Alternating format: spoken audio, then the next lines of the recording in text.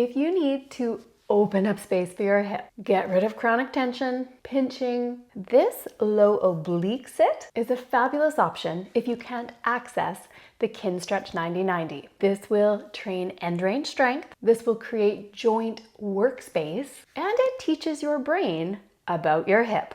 Cortical representation, all of the things we need if we want to create long-term change, not just temporary feel-good moments. So let's set it up. Step 1 is our 1-minute passive stretch. You are going to drop down into this low oblique sit position, and you need to find props to put underneath your foot. You could use a yoga block, or 2, or 3, or you might need to find a prop like a bench or a chair. Your goal is to get to your end range of hip external rotation. You should feel a line of tension in this bottom hip. Then let's clean up a few things. First of all is core. I want you to lift that rib cage up so that it is stacked over your pelvis. Shoulder is strong. And then you are going to roll your pelvis around your hip to really dial in that line of tension, that stretch on the bottom hip. And then, like always, we are going to breathe. We want our parasympathetic breathing.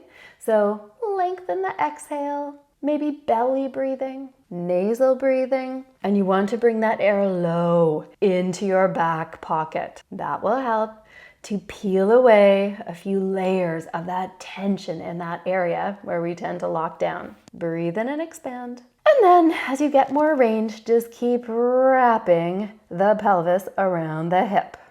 Step 2, we are ready for our PAILs. This is an isometric. We need lots of core, nothing moves, and you are going to drive this foot down into the block. You are trying to crush it, dent it, push down, down, down, down, down. This is where you need to find your internal tension, ideally working up to 80% of your maximum effort. The more expensive the movement, the faster we get neurological change and biological change. Crush it. 10 seconds. Step 3, you release that tension and we are going to do our rails. That is using the regressive tissue here, and you are going to try to lift that foot off of your prop, but don't let this hip pop back. Keep it rolled forwards and lift. Core is zone 1, stay strong, lift, lift, lift. 10 seconds, go. Pull, pull. Everything you've got.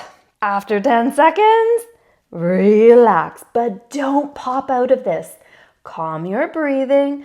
Reset your core if you lost it, take up the end range, and then when we're ready, 2 more sets of PAILs and rails. Teaching your brain about this beautiful joint, improving tissue quality, opening up space for the hip, and training end range strength. Step 4, now that we've created this space, I highly recommend training a few of the stabilizers that control that ball in the socket. Number 1 would be your PRI adductor pullback.